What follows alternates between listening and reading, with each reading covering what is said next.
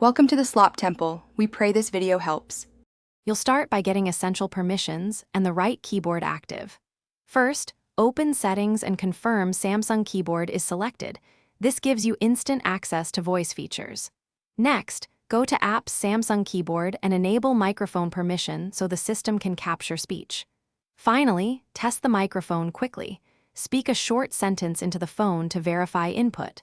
Once done, you're ready to open any text field and look for the microphone icon to begin voice typing. Now you'll engage voice typing and control dictation. Tap a text field, ensure Samsung Keyboard is active, then press the microphone icon on the keyboard to start listening. Speak naturally, but enunciate critical words and commands. Say comma or period to insert punctuation because the recognizer follows spoken cues. If you need a new line, say new line or enter. Make sure to pause briefly between sentences so the system segments text correctly, and watch the live transcription to correct phrasing quickly. Finish by refining text and handling issues smartly. You can edit hands-free with commands like select last word, delete that, or capitalize name to speed corrections. These change text without typing. To dictate in another language, switch languages in Samsung Keyboard settings so recognition matches your speech.